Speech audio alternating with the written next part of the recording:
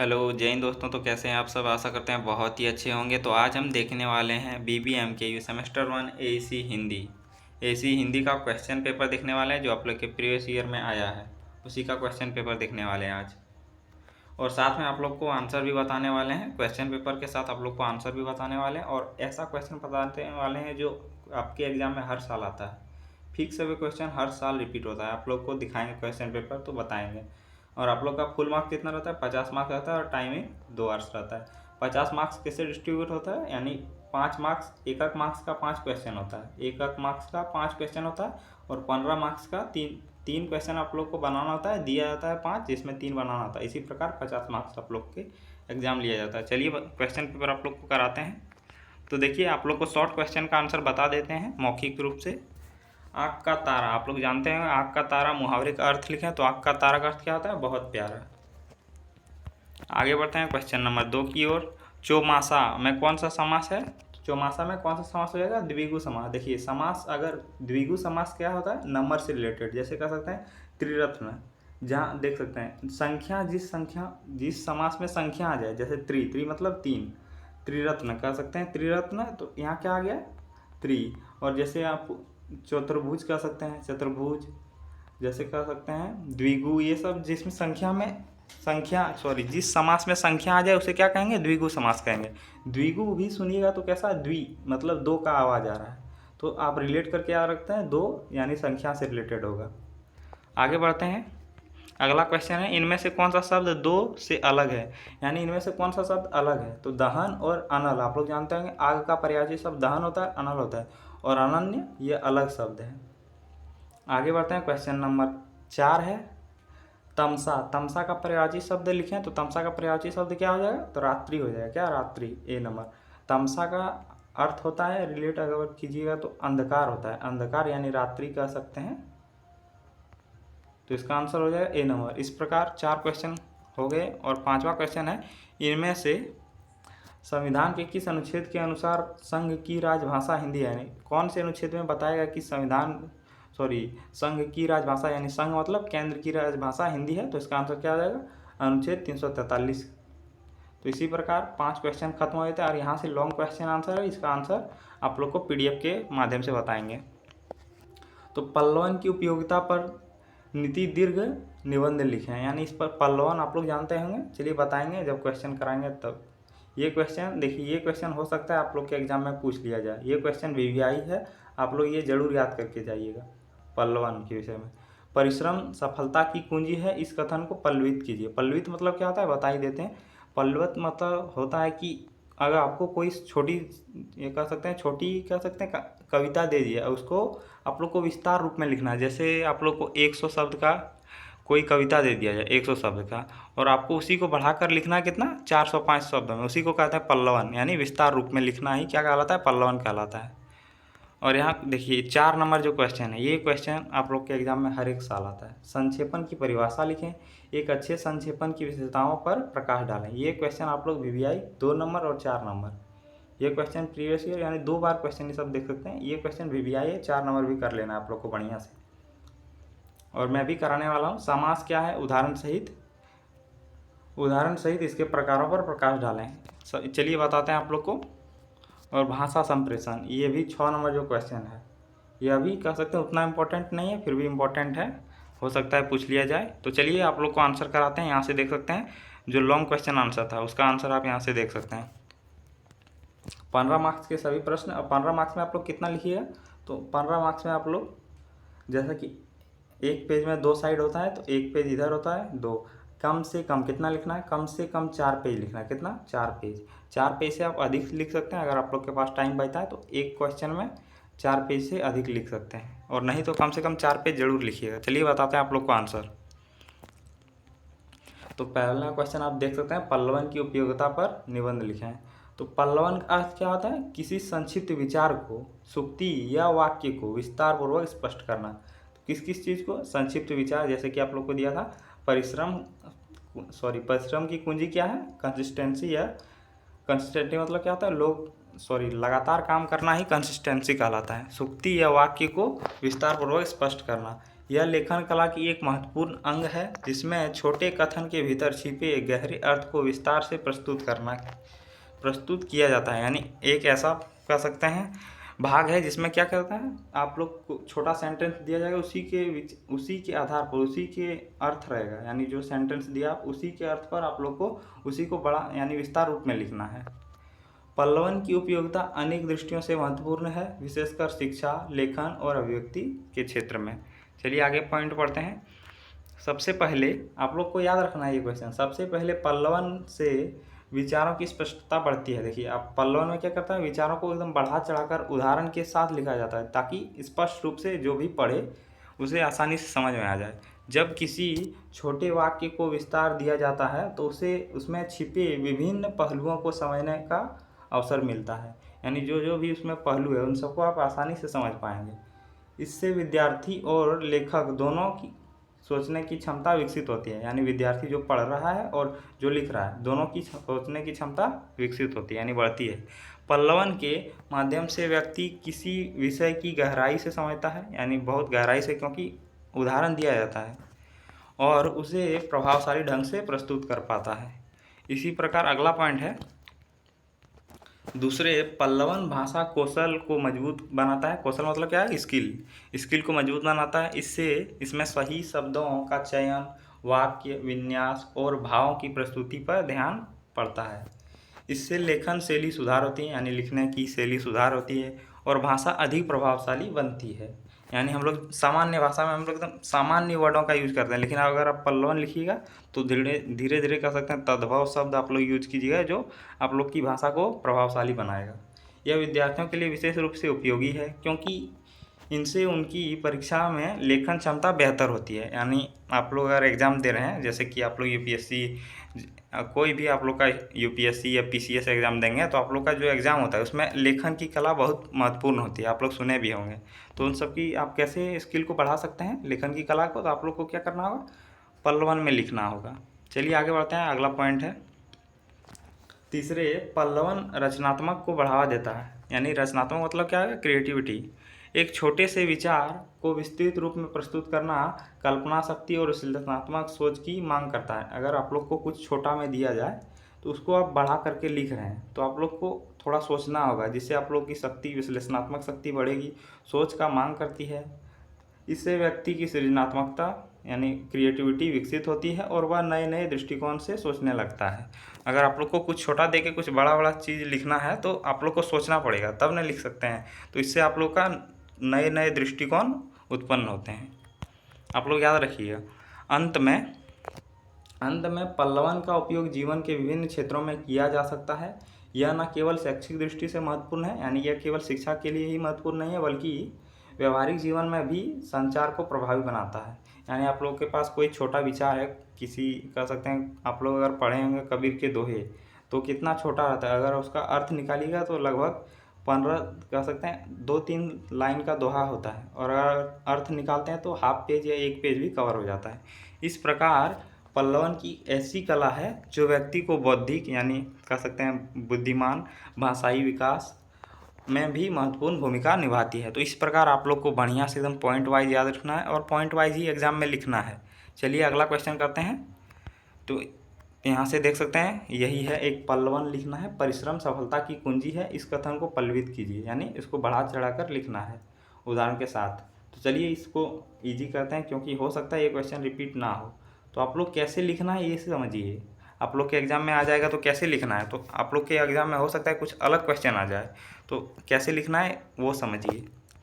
तो परिश्रम सफलता की कुंजी है, यह कथन जीवन का एक अटल सत्य है। यह जीवन का एक अटल सत्य है, यानी अडिग सत्य है। सफलता प्राप्त करने के लिए केवल सपना देखना पर्याप्त नहीं होता है, बल्कि उन्हें साकार करने के लिए कठोर परिश्रम करना आवश्यक होता है। यानी आप केवल सपना ही देख रहे हैं सफलता प्राप्त करने के लिए, तो आपके लिए उचित नहीं है। उनको साकार करने के लिए यानी उसको साक्षर यानी अपने जीवन में उतारने के लिए आपको परिश्रम करना होगा। बिना मेहनत के कोई भी व्यक्ति अपने लक्ष्य तक नहीं पहुंच सकता। देखिए किस प्रकार आप लोग को बढ़िया से एकदम इतना इजी लैंग्वेज दिए और थोड़ा थोड़ा आप लोग को बताने का भी प्रयास कर रहे हैं ताकि आप आसानी से कैसे लिखेंगे वो समझ जाएं। तो आप लोग को देखिए परिश्रम सफलता की कुंजी है, यानी जो परिश्रम करते हैं किसी चीज़ को पाने के लिए तो वो सफलता की कुंजी यानी की है। तो उसी के विषय में एकदम बढ़िया से विस्तार रूप में लिखना है। तो चलिए अगला पॉइंट देखते हैं। परिश्रम व्यक्ति को अनुशासन और आत्मविश्वास सिखाता है। आत्मविश्वास हो गया यानी कॉन्फिडेंस, और अनुशासन हो गया डिसिप्लिन सिखाता है। जब कोई व्यक्ति निरंतर मेहनत करता है तो वह अपने कार्य में दक्षता प्राप्त करता है, यानी दक्षता मतलब हो गया आप उस क्षेत्र में अत्यधिक ध्यान दे रहे हैं, और उसके अंदर आत्मविश्वास बढ़ता है यानी कॉन्फिडेंस बढ़ता है। यही आत्मविश्वास उसे कठिन परिस्थितियों में भी आगे बढ़ने की प्रेरणा देता है। अगर आप लोग कंसिस्टेंट मेहनत करेंगे यानी लगातार रोज़ मेहनत करेंगे तो आप लोग के जीवन में भी अगर कोई परेशानी आएगा तो आप लोग इजीली हैंडल कर सकते हैं। इतिहास गवाह है कि जितने भी महान व्यक्ति हुए उन्होंने अपनी सफलता के पीछे कठोर परिश्रम किया है। यानी जितने भी महान लोग हैं आप लोग देखे होंगे, बहुत महान लोग, वो सब क्या करते हैं, आप लोग अपने जीवन में बहुत परिश्रम करते हैं। चाहे वह वैज्ञानिक हो, खिलाड़ी हो या कलाकार हो, सभी ने अपने क्षेत्र में ऊंचाई को छूने के लिए दिन रात मेहनत की है। तो आप लोग जानते हैं अरिजीत सिंह का आप लोग देखिए, एक पॉडकास्ट किया था, उसमें बताया था कि मेरा उतना अच्छा आवाज़ नहीं था, मैं बहुत परिश्रम किया। आप लोग इसी प्रकार हर सचिन तेंदुलकर या कोई भी आप लोग देख सकते हैं, सभी लोग अपने यानी सफलता के पीछे क्या राज बताते हैं, तो संघर्ष। और संघर्ष एक ही मात्र, जैसा कि क्वेश्चन में दिया है, संघर्ष ही सफलता की कुंजी है। परिश्रम का एक महत्वपूर्ण पहलू यह है कि व्यक्ति को असफलताओं में सीखने की शक्ति देता है। यानी आप लोग कोई एग्ज़ाम देते हैं तो कभी फेल हो जाते हैं, तो उससे क्या आप लोग को सीखना चाहिए। जब कोई व्यक्ति मेहनत करता है तो वह अपनी गलतियों से सीखता है और अगली बार और बेहतर प्रयास करता है। यही प्रक्रिया उसे सफलता के करीब ले जाती है। तो यह देख सकते हैं आप लोग को एकदम बढ़िया पॉइंट में दे दिए हैं और इजीली आप लोग समझ भी गए होंगे। अंततः यह कहा जा सकता है कि सफलता का कोई शॉर्टकट नहीं होता। यानी सफलता कोई भी कुछ 2-3 दिन काम किए और सफलता हो जाएगा, ये ऐसा नहीं है। मैं अपना ही कहानी बताता हूँ। मैंने अपना ये जो चैनल है, मैंने चैनल शुरुआत किया कब, कह सकते हैं जनवरी 2026 में, और लगभग मैंने 3 महीना, ये कह सकते हैं अभी तक आज ही मेरा हो गया 3 दिन हुआ चैनल मोनेटाइज हुए। 3 महीना मैंने जनवरी से एकदम कह सकते हैं 25 या 26 दिसंबर से मैंने पहला वीडियो डाला था। आप मेरे चैनल पर जाके देखिएगा, 25 या 26 दिसंबर को शायद मैंने पहला वीडियो डाला था, वो हिंदी का डाला था। SKMU का पहले मैं पढ़ाता था, अभी भी SKMU और BBMKU और VVU तीनों को पढ़ाता हूँ। तो मैंने 25 दिसंबर को पहला वीडियो बनाया था और अभी चल रहा है कितना, अभी है 27 या 27 तारीख है, आज 27 तारीख है, और अभी तक कल ही मेरा चैनल यानी 25 तारीख, 4 माह हमको लगे चैनल को मोनेटाइज करने में। और 4 माह तक मेरा ना ही कोई पैसा, घर से भी ताना सुनना पड़ता था, थोड़ा बात सुनना होता था। इस प्रकार मेरा 4 महीना मैंने एकदम केवल परिश्रम किया। अब मेरा पैसा धीरे धीरे बन रहा है यूट्यूब से डॉलर में। इसी प्रकार आप लोग को यहाँ देख सकते हैं, शॉर्टकट नहीं है, आपको सफलता के लिए मेहनत करना होगा। केवल वही व्यक्ति सफल होता है जो निरंतर प्रयास और मेहनत करता है। इसीलिए हमें अपने जीवन में परिश्रम को अपनाना चाहिए और अपने लक्ष्य की प्राप्ति के लिए पूरी लगन से कार्य करना चाहिए। यानी पूरी डेडिकेशन, लगन मतलब क्या होता है, डेडिकेशन इंग्लिश में कहते हैं। पूरी ध्यान से कार्य करना चाहिए, तभी हम सफलता प्राप्त कर सकते हैं। प्रश्न 4 है, संक्षेपण की परिभाषा लिखें एवं एक अच्छे संक्षेपण की विशेषताओं पर प्रकाश डालें। देखिए ये क्वेश्चन आप लोग के एग्जाम में फिक्स आएगा। 4 नंबर जो क्वेश्चन आप देख सकते हैं ये आप लोग के एग्जाम में आएगा। तो आप लोग इसको बढ़िया से एकदम याद कर लीजिए और आप लोग को बढ़िया से समझाने का प्रयास करते हैं। तो संक्षेपण मतलब क्या होता है, आप लोग को एक बढ़िया कह सकते हैं कहानी दे दिया 10 पेज का, 10 पेज का कहानी दे दिया, उसी को क्या करना है, शॉर्ट में लिखना है 1 पेज में। जब आप लोग देखते हैं कोई भी कहानी पढ़ते हैं तो उसके पहले क्या दिया जाता है, सार यह कहा जाता है या सारांश दिया जाता है। उसी को क्या कहता है, सारांश मतलब जो भी पूरा कहानी है उसका सारा का अंश, यानी वो क्या कहना चाहता है पूरा कहानी में, उसी का एक अंश में यानी एक ही पेज में आप लोग को बता दिया है, उसी को कहते हैं संक्षेपण। तो चलिए बताते हैं बढ़िया से।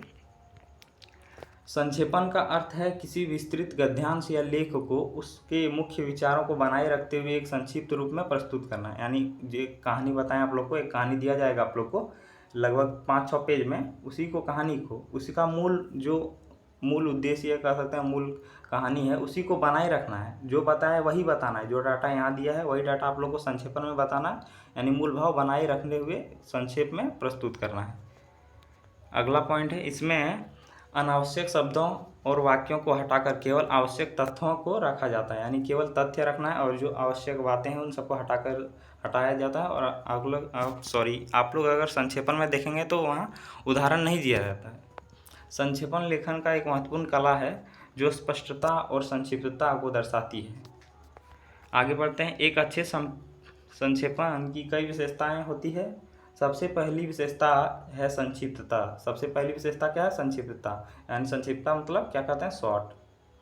तो संक्षेपण में केवल आवश्यक बातें ही शामिल होनी चाहिए और अनावश्यक विवरणों को हटा देना चाहिए, यानी केवल जो आवश्यक है यानी जो फैक्ट है उसी को रखना चाहिए और जो अनावश्यक है उस सबको हटा देना चाहिए। इससे पाठ स्पष्ट और सरल बनता है, यानी इजी हो जाता है। दूसरी विशेषता है अस्पष्टता, यानी क्लियरिटी। स्पष्टता मतलब अगर कोई पढ़ने वाला पढ़े तो आसानी से समझ पाए, इसी को कह सकते हैं अस्पष्टता। अस्पष्टता संक्षेपण ऐसा होना चाहिए कि पाठक को मूल विचार आसानी से समझ में आ जाए। पाठक मतलब जो पढ़ रहा है। इसमें भाषा सरल और सटीक होनी चाहिए। कैसी भाषा? सरल एकदम, यानी कोई भी समझ सके, और जो एकदम फैक्ट है फैक्ट वाइज फैक्ट लिखना है ताकि कोई भ्रम ना हो, यानी जो पढ़े एकदम जो लिखे हैं वही समझे। अगला पॉइंट है तीसरी विशेषता शुद्धता, यानी एकदम जो लिखे हैं एक्यूरेट होना चाहिए। संक्षेपण में मूल पाठ के विचारों को बिना बदले प्रस्तुत करना चाहिए, यानी जो आप लोग को कहानी में दिया है वो जो कहानी कहना चाहता है वही आप लोग को संक्षेपण में प्रस्तुत करना है। इसमें लेखक के विचारों को अपने शब्दों में व्यक्त किया जाता है, यानी जो लेखक ने लिखा है कहानी में उसे अपने विचारों में प्रस्तुत किया है, यानी व्यक्त किया है मतलब बताया गया है, लेकिन उनका अर्थ नहीं बदलना चाहिए, यानी जो कहानी के लेखक कहना चाहते हैं वही आपको बताना है, उसी को शुद्धता कहेंगे। चौथी विशेषता आप लोग याद रखिएगा, जैसे कि शुद्धता, सटीकता और क्या सटीकता और संक्षिप्तता, ये सब आप लोग याद रखना है। क्रमबद्धता, संक्षेपण में विचारों को क्रम वही होना चाहिए जो मूल पाठ में है, यानी जो कहानी में है, आपको कहानी के माध्यम से बता रहे हैं, तो जो कहानी में जैसे सीरीज चल रहा है, पहले जीवन के बारे में बताया, पहले जन्म हुआ, उसके बाद पालन पोषण, उसके बाद स्कूल, इसी प्रकार क्रम वाइज होना चाहिए सीक्वेंस में। इससे पाठ की संरचना बनी रहती है और समझने में आसानी होती है। तो जैसे सीक्वेंस में पढ़ाएगा तो आसानी से समझ भी सकते हैं। अंत में संक्षेपण एक ऐसी कला है जो व्यक्ति की समझ और अभिव्यक्ति दोनों को विकसित करती है। यह विद्यार्थियों के लिए विशेष रूप से उपयोगी है क्योंकि इसमें वे कम शब्दों से अधिक जानकारी प्रस्तुत करना सीखते हैं, यानी कम शब्दों से आप अधिक जानकारी प्रस्तुत कर सकते हैं संक्षेपण में। तो आप लोग ये क्वेश्चन याद रखिएगा। आशा करते हैं आप लोग बढ़िया से समझ भी गए होंगे और आप लोग पॉइंट याद रखिएगा, जैसे क्रमबद्धता यानी सीक्वेंस इंग्लिश में हो जाएगा, शुद्धता मतलब एक्यूरेट हो जाएगा, ये सब आप लोग याद रखिएगा। तीसरी विशेषता, दूसरी विशेषता हो जाएगी स्पष्टता, और पहली विशेषता आप लोग को बताएं क्या? संक्षिप्तता यानी शॉर्ट। इसी प्रकार आप लोग पॉइंट याद रखिएगा और पॉइंट में ही लिखने का प्रयास कीजिएगा ताकि आप लोग को फुल नंबर मिल सके।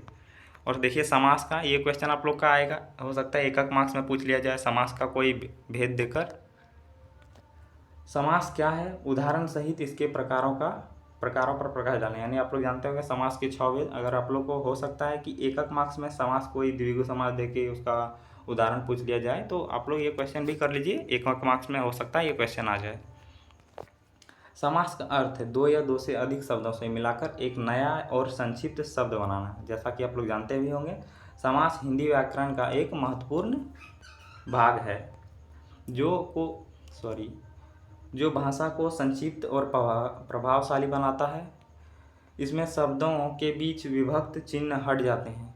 शब्दों के विभक्त चिन्ह मतलब जैसे कि माता लिखते हैं, विभक्त चिन्ह क्या होता है, और जो बीच में लगाते हैं इसको क्या कहते हैं? ये जो साइन है इसको कहते हैं विभक्त चिन्ह। ये इसमें हट जाता है और एक नया संयुक्त शब्द बनता है। समास मुख्यतः 4 प्रकार के होते हैं, समास तो 6 प्रकार के होते हैं, शायद यहाँ गलत टाइप हो गया, आप लोग मैनेज कीजिएगा। यह भाव, इसका पहला पद अवयव होता है और पूरा शब्द उसी के अनुसार अर्थ देता है, जैसा यथाशक्ति मतलब शक्ति के अनुसार। जैसा कि आप लोग एक कहते हैं समास, क्या कहते हैं? यथाशक्ति तथा भक्ति, यानी जितनी शक्ति है उतनी ही भक्ति करो। आगे बढ़ते हैं। क्वेश्चन नंबर दूसरा है, आप लोग समास 6 भेद है, आप लोग याद रखिए। दूसरा है तत्पुरुष समास। इसमें दूसरा पद प्रधान होता है और पहले पद का संबंध उससे होता है। जैसे क्या कर सकते हैं, राजपुत्र मतलब राजा का पुत्र, यानी दूसरा पद कह सकते हैं प्रभावशाली है और पहला क्या है, पहला पद पर केवल संबंध दिखाता है। तो राजा का पुत्र, पुत्र के यहाँ प्रधान है। आगे बढ़ते हैं क्वेश्चन नंबर अगला पॉइंट है तीसरा, क्या है, द्वंद्व समास। इसमें दोनों पद समान महत्व रखते हैं और उनके बीच और का भाव होता है। जैसे माता पिता। द्वंद्व समास जब भी देखिएगा, द्वंद्व समास अक्सर पूछा जाए तो द्वंद्व समास में हमेशा डैश लगा हुआ, क्या डैश लगा। जैसे भाई बहन पूछ लिया जाए तो इस समय हमेशा डैश लगता है, बीच में जो साइन रहता है वो क्या हो जाएगा, वो हो जाएगा हमेशा द्वंद्व समास होगा। जैसे माता पिता, पति पत्नी, ये सब क्या हो गया, द्वंद्व समास। आगे बढ़ते हैं, क्वेश्चन नंबर चौथा है बहुब्रीहि समास। बहुब्रीहि समास, इसमें समस्त पद किसी तीसरे व्यक्ति या वस्तु के लिए प्रयुक्त होता है। जैसे चतुर्भुज, आप लोग को बताएं, चतुर्भुज जिसके 4 भुजाएं हो। तो इसी प्रकार आप लोग को एक तो द्विगु बच गया, जो द्विगु बताएं, द्विगु हमेशा संख्या से रिलेटेड होता है, यानी जिसमें संख्या का बोध हो उसे क्या कहते हैं, द्विगु समास कहते हैं। समास का प्रयोग भाषा को सरल, प्रभावी और संक्षिप्त बनाता है। यह लेखन और बोलचाल दोनों में उपयोगी है, इसलिए समास का ज्ञान हिंदी भाषा के अध्ययन के लिए अत्यंत आवश्यक है। यानी अगर हिंदी भाषा का आप अध्ययन कर रहे हैं तो समास का ज्ञान होना आपके लिए बहुत ज़रूरी है। आगे बढ़ते हैं, ये क्वेश्चन चलिए आप लोग को बहुत जल्दी कराते हैं, हमको नहीं लगता ये क्वेश्चन उतना इम्पोर्टेंट है, तो चलिए जल्दी करा देते हैं, 2 या 3 मिनट लगेगा। तो पहला प्रश्न 6 नंबर प्रश्न है, भाषा संप्रेषण की अवधारणा एवं इसके तकनीक पर विस्तार से प्रकाश डालिए। तो चलिए देखते हैं इसका आंसर। भाषा संप्रेषण का अर्थ है विचारों, भावनाओं और सूचनाओं का एक व्यक्ति से दूसरे व्यक्ति तक भाषा के माध्यम से आदान प्रदान है। यह मानव जीवन का एक महत्वपूर्ण अंग है, क्योंकि इसके बिना सामाजिक व्यक्तिगत संबंधों का विकास संभव नहीं है। भाषा संप्रेषण मतलब क्या होता है, एक दूसरे से बातचीत करना। भाषा संप्रेषण की अवधारणा में मुख्यतः 3 तत्व होते हैं। प्रेषक मतलब जो संदेश लिखता है, दूसरा संदेश, और तीसरा है प्राप्तकर्ता। प्रेषक वह होता है जो संदेश भेजता है, यानी जो संदेश भेजता है। संदेश वह है जानकारी या विचार होता है, यानी संदेश क्या होता है, जानकारी या विचार, जो भी आप लिखे हैं जिसे भेजा जाता है उसे क्या कहते हैं, प्राप्तकर्ता। उसे ग्रहण करता है, प्राप्तकर्ता ही उसे ग्रहण करता है, यानी जो आप लिखे हैं उसी को जो पढ़ रहा है, यानी जिसके लिए लिखे हैं वो क्या हो गया, प्राप्तकर्ता। भाषा संप्रेषण की कई तकनीकें होती है। पहली तकनीक स्पष्टता है, यानी क्लियरिटी होनी चाहिए। दूसरी है संदेश को सरल और स्पष्ट भाषा में प्रस्तुत करनी चाहिए ताकि प्राप्तकर्ता उसे आसानी से समझ सके। दूसरी तकनीक है सही माध्यम का चयन, यानी सही माध्यम का चयन। संप्रेषण मौखिक, लिखित या संकेतकों के माध्यम से हो सकता है। स्थिति के अनुसार सही माध्यम का चयन करना आवश्यक है, यानी आप लोगों को अगर आप लोग सामने किसी से बात करना है तो मौखिक रूप से कर सकते हैं। अगर व्यक्ति दूर में है तो ईमेल के द्वारा या लिखित माध्यम से आप बात कर सकते हैं। स्थिति के अनुसार यानी सही माध्यम का चयन करना, यही होता है। अगर आपके पास व्यक्ति आपके सामने है तो मौखिक कीजिए, अगर व्यक्ति दूर है तो ईमेल। अब तो ईमेल हो गया, पहले पोस्ट ऑफिस द्वारा लिखा जाता था, जब फ़ोन या कह सकते हैं कोई माध्यम नहीं था। तीसरी तकनीक सक्रिय श्रवण, यानी सक्रिय श्रवण मतलब एक्टिव लिसनिंग। संप्रेषण केवल बोलने तक सीमित नहीं है, यानी केवल आप बोल रहे हैं वो तक सीमित नहीं है, वहीं तक सीमित नहीं है, बल्कि सुनना भी उतना ही महत्वपूर्ण है। जब हम ध्यानपूर्वक सुनते हैं तो हम संदेश को बेहतर ढंग से समझ पाते हैं। चौथी तकनीक क्या है, प्रतिक्रिया मतलब जो भी बोला उसके विषय में आप क्वेश्चन पूछ सकते हैं। प्राप्तकर्ता की प्रतिक्रिया से यह पता चलता है कि संदेश सही तरीके से समझ गया या नहीं, यानी आपको कोई कुछ सुनाया, यानी कोई भी आप लोग को कुछ संदेश दिया तो आप उसको फीडबैक दे सकते हैं कि यह अच्छा है या नहीं है, उसी को क्या कर सकते हैं, प्रतिक्रिया। अंत में भाषा संप्रेषण एक प्रभावी प्रक्रिया है जो व्यक्ति के व्यक्तित्व और समाज के विकास में महत्वपूर्ण भूमिका निभाती है। इससे बेहतर बनाने के लिए सही तकनीकों का उपयोग आवश्यक है। तो इसी प्रकार यहाँ 6 प्रश्न समाप्त हो जाते हैं, यानी 5 प्रश्न आप लोग के एग्जाम के 5 प्रश्न समाप्त हो जाते हैं, और इसमें से 2 क्वेश्चन फिक्स है 15 मार्क्स का आप लोग के एग्जाम में आएगा। तो आप लोग हमारे चैनल को सब्सक्राइब कर सकते हैं, क्योंकि आप लोग का एग्ज़ाम अब एक ही एग्ज़ाम बचा है, लास्ट एग्ज़ाम। तो मिलते हैं अगले वीडियो में। जय हिंद।